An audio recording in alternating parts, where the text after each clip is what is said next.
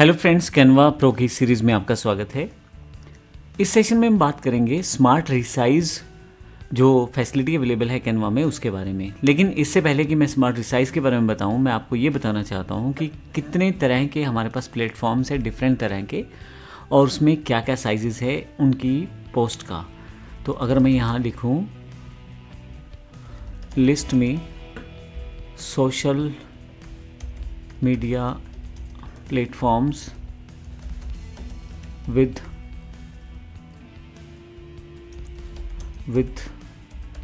their post size।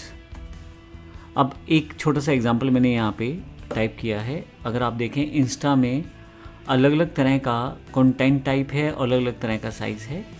ये देखें आप, प्रोफाइल पिक्चर, पोस्ट है, पोस्ट पोर्ट्रेट है, पोस्ट लैंडस्केप है, हर एक का साइज़ यहाँ पे अलग अलग है। ट्विटर पे चले जाएंगे तो वहाँ उसका साइज़ अलग अलग है, लिंक्डइन में उसका साइज़ अलग अलग है, फेसबुक में साइज़ है वो अलग है, पिनरेस्ट में साइज़ अलग है, यूट्यूब पे साइज़ अलग है, टिकटॉक है। तो इस तरह के काफ़ी सारे मीडिया प्लेटफॉर्म्स हैं, सोशल मीडिया पर्टिकुलरली, जहाँ पे अलग अलग साइज़ अवेलेबल रहता है। हो सकता है कुछ ऐसे सोशल मीडिया प्लेटफॉर्म्स हो सकते हैं जिनका कंटेंट टाइप का जो साइज़ है वो एक दूसरे से मैच कर जाए, पर मुख्यतः इन सब के साइजेस अलग अलग ही रहते हैं। अब यहाँ पे एक क्वेश्चन ये उठता है कि जब आप एक किसी पर्टिकुलर सोशल मीडिया के लिए कोई पोस्ट बनाओगे तो दूसरे के लिए क्या करोगे? क्या दोबारा उसे बनाएंगे या दूसरा दोबारा से रीडिज़ाइन किया जाएगा? क्योंकि देखें मैं यहाँ से अगर शुरू करूँ इंस्टाग्राम से तो साइजेस बिल्कुल अलग अलग हैं, ट्विटर पे साइजेस अलग अलग हैं, लिंक्डइन पे हैं, फेसबुक पे हैं, ट्विटर पे, यूट्यूब पे, हर एक पे साइजेस बिल्कुल अलग अलग हैं। अब ऐसे स्थिति में कैनवा आपको बड़ा अच्छा एक टूल देता है स्मार्ट रिसाइज का। आइए देखते हैं वो किस तरह से काम करता है। मेरे पास कैनवा ओपन है और यहाँ मेरे पास एक डिज़ाइन है जिसको मैं चाहता हूँ अलग अलग डिफरेंट तरह के जो सोशल मीडिया टाइप्स हैं उन पे अलग अलग तरह की पोस्ट क्रिएट करने के लिए मैं उसमें कन्वर्ट करना चाहता हूँ। तो उसके लिए मैं स्मार्ट रिसाइज का यूज़ करूँगा। तो इसके लिए करना क्या है, आपको कोई भी डिज़ाइन जो आपके पास तैयार है, जैसे मान लीजिए यही डिज़ाइन मुझे चाहिए, मैं इसी को कस्टमाइज दिस टेम्पलेट कर लेता हूँ। अब एक तरह का जो डिज़ाइन है इसका साइज़ बिल्कुल अलग रहा होगा। अगर आप यहाँ देखें तो इसका साइज़ 1200 इंटू 628 पिक्सल है, यानी कि 1200 गुना 628 पिक्सल का ये टेम्पलेट है और ये फेसबुक का ऐड है। अब मुझे मान लीजिए इसको कन्वर्ट करना है किसी दूसरे में, तो इसके लिए मुझे करना क्या है, आपको ज़्यादा कुछ नहीं करना। करने के लिए कैनवा सब अपने आप करेगा। आपको सिर्फ रीसाइज पे जाना है यहाँ से, और यहाँ पे आपके पास बहुत सारे ऑप्शंस यहाँ अवेलेबल हैं। फेसबुक पोस्ट या default size, browse by category, ये इंपॉर्टेंट पॉइंट है। आप कस्टम साइज़ भी दे सकते हैं। सोशल मीडिया साइज़, यहाँ अगर आप क्लिक करेंगे तो आप देखेंगे बहुत सारे सोशल मीडिया साइजेस पहले से दिए हुए हैं।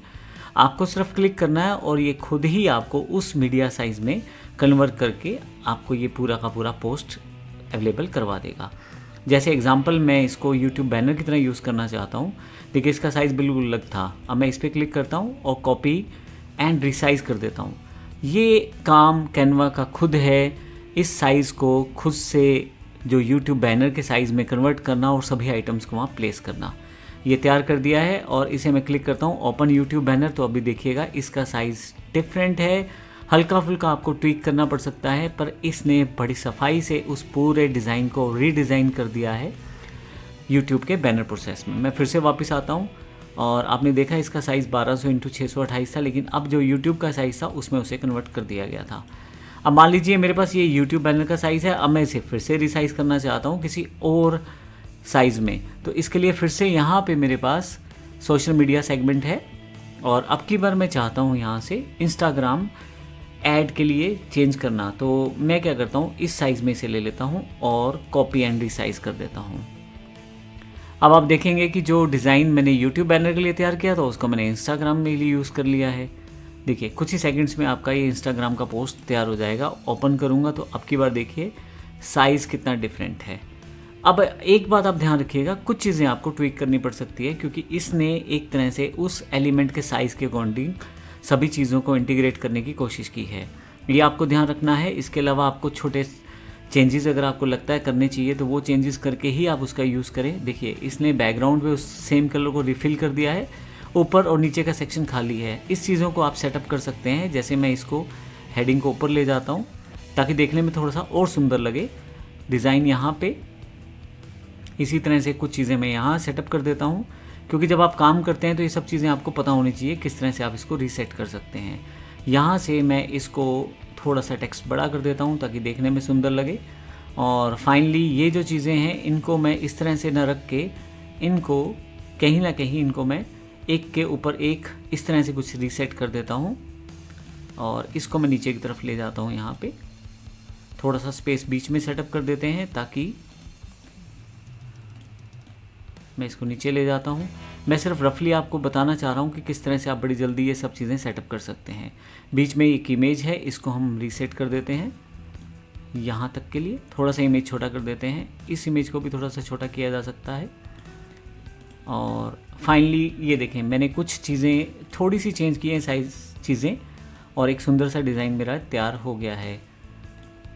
तो अब ज़रूरी नहीं है कि हर चीज़ आपके लिए कैनवा करवा दे लेकिन अवेलेबल, लेकिन इसमें फिर भी आपके पास उसने कुछ जो मेन साइजेस हैं या कुछ जो डिफ़ॉल्ट एलिमेंट्स हैं वो सारे के सारे उसने प्लेस करके दे दिए हैं। बाकी आप सब चीज़ें बदल के अपने अकॉर्डिंग उसको रीसेट कर सकते हैं। तो इस तरह से कैनवा के स्मार्ट रिसाइज से काम करना बड़ा आसान हो जाता है। हर एक सोशल मीडिया के लिए पोस्ट बनाना वैसे भी मुश्किल हो जाता है, तो आपको कैनवा ये इतना बड़ा फीचर देता है कि बड़ी आसानी से आप उन सब मीडिया चैनल्स या मीडिया प्लेटफॉर्म्स के लिए पोस्ट क्रिएट कर सकते हैं। धन्यवाद।